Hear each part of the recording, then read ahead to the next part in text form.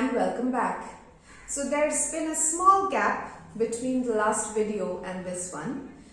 We are happy to say that this gap was because we have been helping students all through to meet their deadlines. There has been so many deadlines, there still are, but we now have everything under control, and our students have been able to successfully submit their applications within the deadlines. So that's a big achievement. They are still submitting applications, but we never wanted you to miss out on all the suggestions, tips and tricks. This time it is for the MS applicants. So those who wish to go for MS programs abroad, master's programs abroad. So I will give some suggestions regarding what should ideally be in your profile and how you should go about building on top of that profile. So broadly speaking, MS programs are of a varied kind.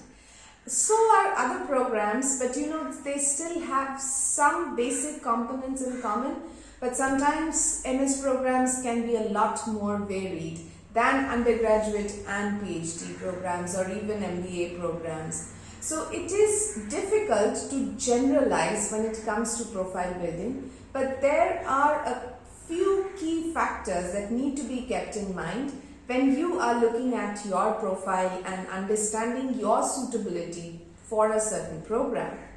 First of all, academics. I keep saying that. So your academic background must be aligned with the program you wish to apply for. Now there's something nice about MS programs. Sometimes programs allow for a certain level of shift in focus. For example, in some cases you may have studied electronics and communications engineering and you want to do a master's in computer science. Well, in some cases that is possible.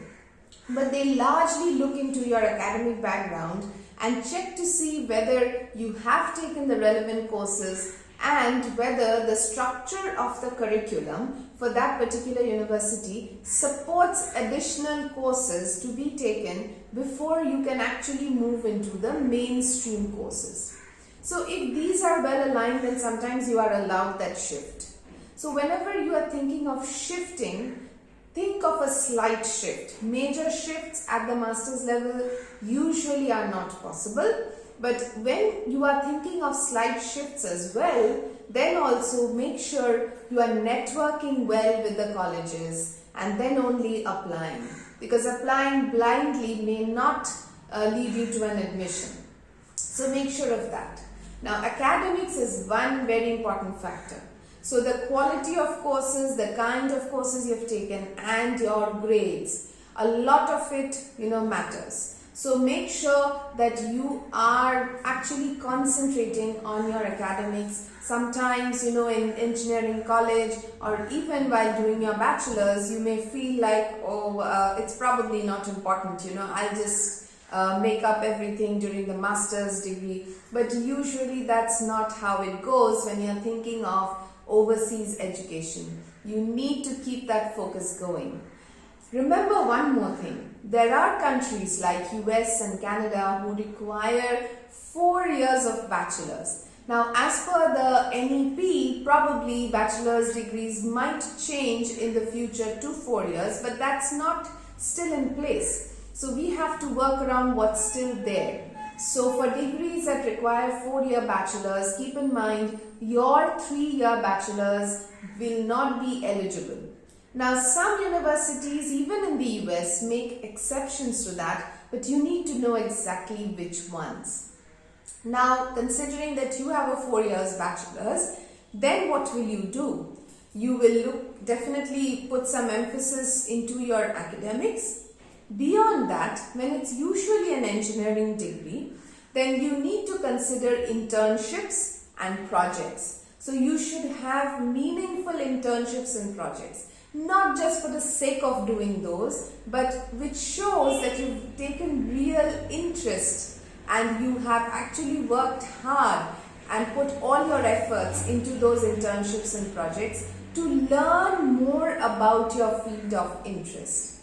So it's not just for the purpose of application that you count like 3 projects and you tick the boxes and okay, I've done all these projects, I've done these internships, so I might as well apply. No, they understand that very well. So you need to make sure that these internships and these projects are actually teaching you something. You are actually learning from them. So this needs to be kept in mind when you're selecting projects and internships. And also, there are some master's degrees like masters in business analytics. So there you need some amount of work experience. Usually it is highly suggested that you are from a related background like computer science, but sometimes they may make exceptions, like if you're from statistics backgrounds or the physics background, then also they might consider. But you should have good knowledge about statistical softwares, computer programming, and preferably 1 to 2 years of work experience. Now this was just an example. There might be some other master's programs that are related to business management, not MBA per se, but there are masters in, let's say, HR or finance or accounting that might require you to have some work experience, maybe 1 or 2 years. While there are some others like MIM or MS in management, which does not require you necessarily to have some work experience. So, and you can be from an entirely different field, which is altogether fine. So you need to keep these in mind when you are applying for masters. When you are building up on your profile, just make sure you're build up on your knowledge, your hands-on knowledge as well, in addition to your academics. So your academic performance counts, and whatever you're doing in addition to that must be valuable for you in the right direction. So you must know your direction. As always, this is true for all degrees. So you must know where you are headed, not because it's the in thing, or it's what everybody is doing, or it's what is going to fetch you a great job. Of course, you need to keep these in mind, but these cannot be the determining factors.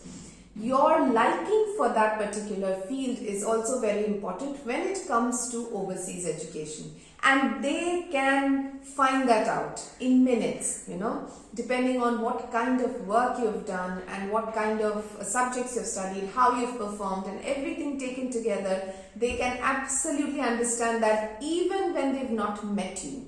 It's not necessary to have met you. Now, interviews for MS are less common, but nowadays they are gaining traction. So make sure that you are absolutely thorough with whatever you do. But that comes at a later stage. That's the application stage. I just put that in, just so that you can prepare from early on when you're taking up projects, and also so you can be very thorough with your ideas and preparations and execution. So these are some of the important things for which you need to keep in mind when you are applying for a master's.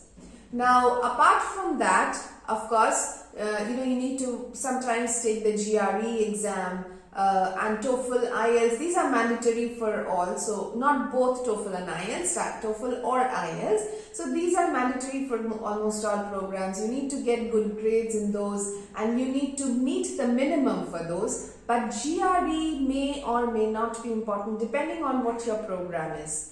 Usually for very competitive programs like computer science, biotechnology and such related programs, usually GRE is not waived off more commonly. But if for some other programs that are a little less competitive, GRE may be waived off. But if you can, and if the university is giving you an option to report the scores, it is always advisable to do so, because that kind of adds on to your profile. It is not the most important factor, that is true, but then again it adds on. So naturally, if you feel you're lacking in any one of the segments, of course GRE scores, GMAT scores are not going to make up for that, but of course, to some extent they help. Now, coming to MBA programs, as you know, WorkX is extremely essential, 4 to 5 years on average, and you must show career growth and progression. The quality of WorkX matters, not just the number of years. So how you have entered as a trainee and how you have progressed through time, that is very important. Where you've landed so far, have you been managing teams? What is your leadership quality? All of these matter for an MBA program apart from your GMAT score and your academic background. Now sometimes people with a lot of work experience think that their academics don't matter anymore, but that's not the case. The universities still look into academics, but then of course, yeah, the emphasis might be a little lesser. Then they focus more on the kind of work experience you've had, so make sure you've had real quality work experience, not just in terms of numbers of years you've worked.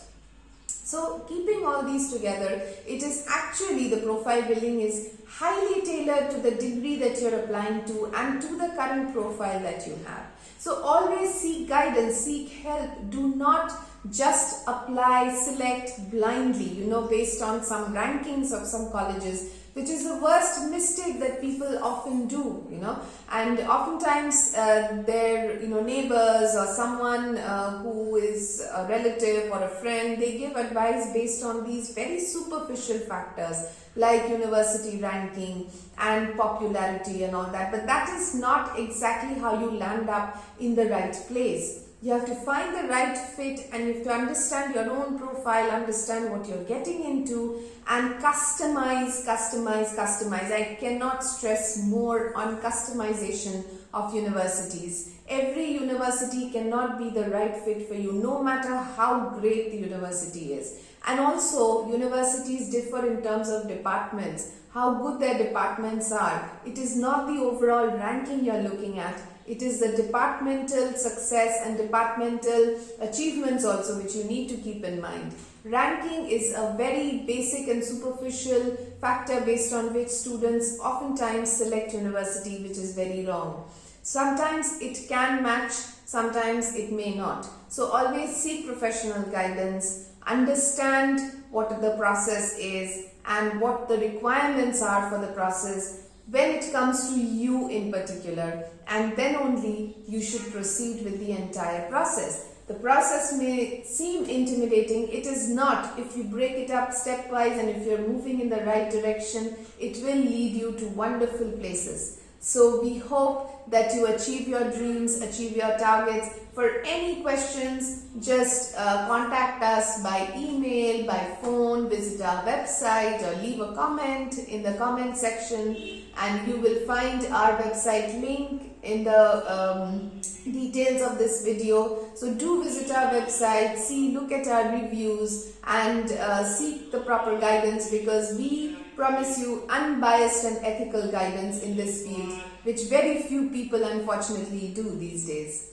You can trust us, you can consult with us. The first consultation is free of cost, so there is no harm in picking up that phone and sending us a WhatsApp text, or even just calling us, getting in touch with us, and then we can guide you in the right direction. Thank you so much for watching. Now this brings us to the end of our profile analysis, profile building series, and now we will be starting on with a new series of videos which will be coming up next. Keep following us, otherwise it will be difficult for you to understand the updates as well as suggestions. Thank you for watching. Bye.